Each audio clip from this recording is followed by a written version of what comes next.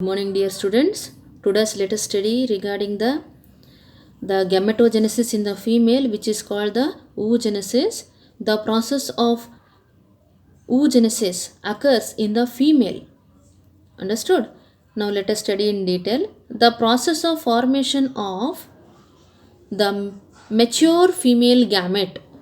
Mature female gamete is called as the oogenesis. Here, what is the mature female gamete? Here in the females is the ovum or the egg. The process of formation of haploid female gamete, that is the ovum, in the follicles is of the ovary is called as the oogenesis.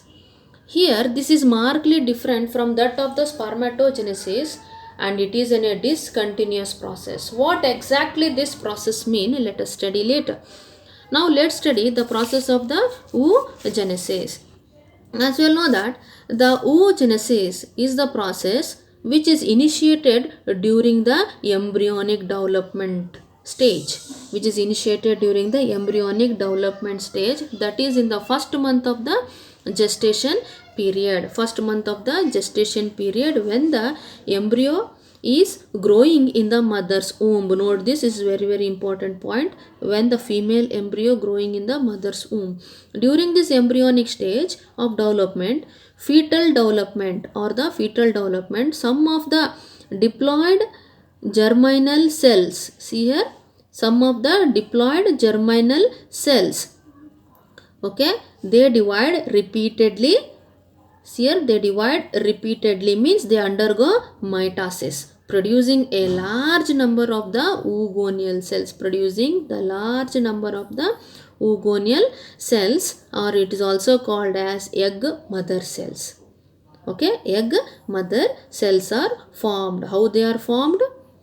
Yes, during the embryonic stage of development, some of the diploid germinal epithelial cells, see here, some of the diploid germinal epithelial cells, they undergo repeatedly a process of mitotic division, means these are diploid in nature. They undergo repeatedly the process of mitotic division, producing a large number of the oogonial cells.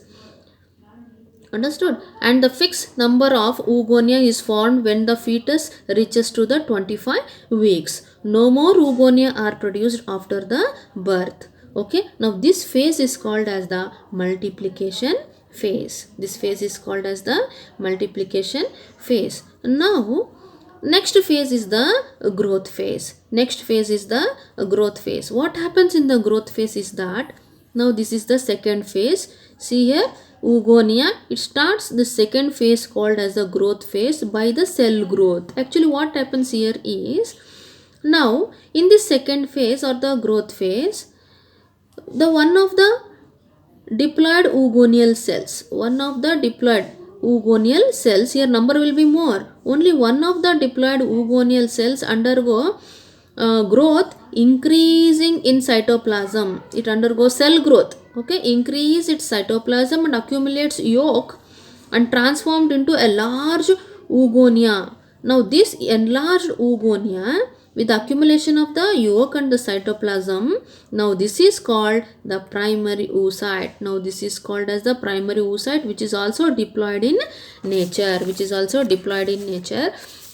Now this diploid primary oocytes get surrounded by the granulosa cells to form primary follicles.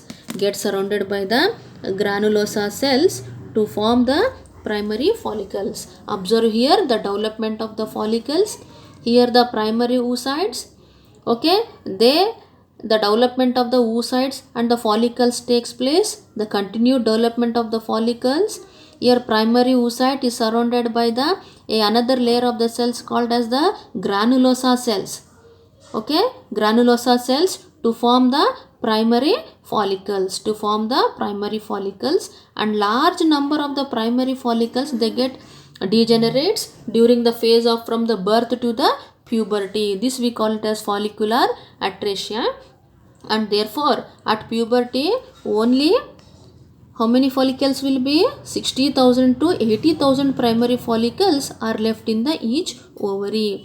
Now the primary follicles get surrounded Here the primary follicles get surrounded by a many layer of the granulosa cells. See here, these are the cells called as the granulosa cells, and the layers are formed, theca externa and the theca interna, and now they are called as secondary follicles. Now they are called as secondary follicles.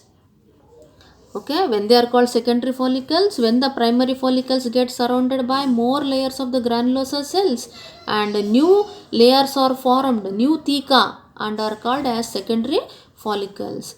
These secondary follicles, they soon transformed into a tertiary follicle. Secondary follicle soon transforms into the tertiary follicle, which is characterized by the a fluid filled cavity called as antrum.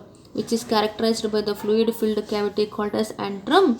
The theca layer is organized into and two layers again, theca externa and the theca interna. Now the primary oocyte within the tertiary follicle. Now the primary oocyte within the tertiary follicle enters into the third phase called as maturation phase. Called as maturation phase, which is the reductional division takes place, where the reductional division takes place. Okay, this is the multiplication phase.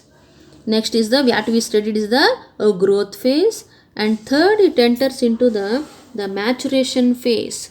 See here, maturation phase. Here a fully grown primary oocyte undergoes, now it undergoes which division?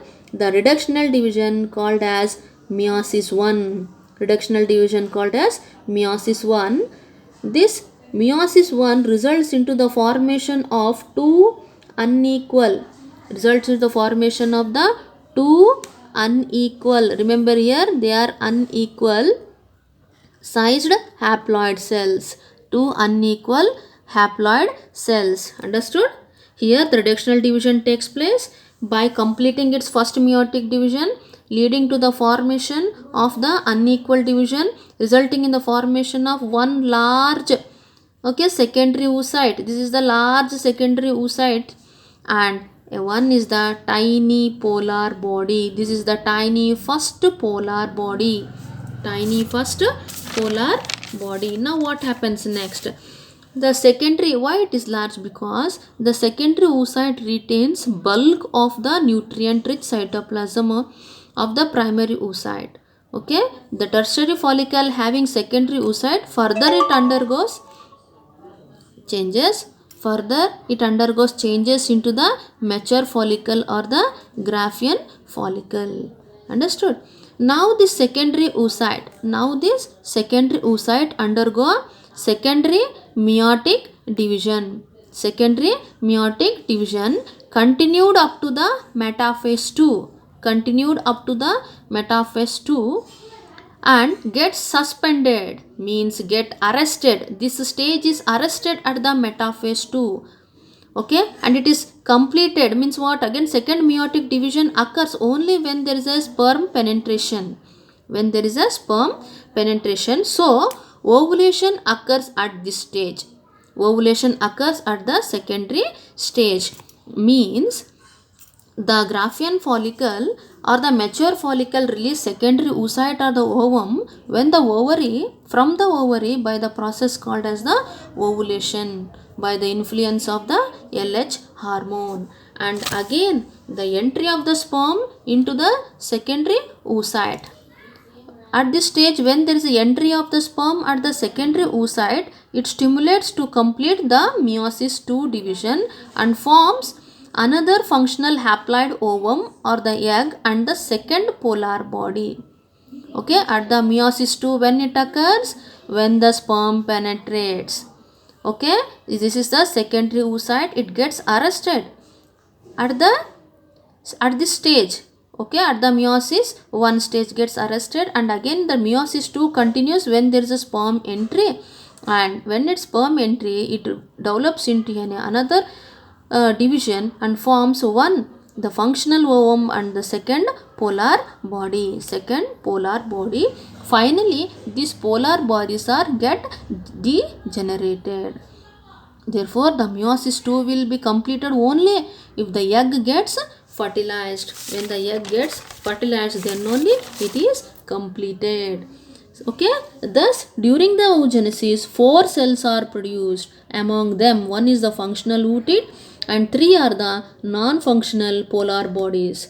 The oocyte with very little changes becomes an ovum. See here, you can see once again the slide. Here see this is the ovary.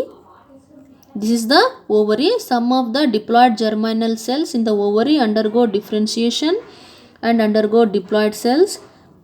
Their number increases with the help of the mitotic division, and the growth phase starts, forms the primary oocyte, and when the primary oocyte becomes the completion of the meiosis 1 and onset of the meiosis 2, when the sperm entry, first meiotic division occurs, formation of the tiny polar body and the secondary oocyte.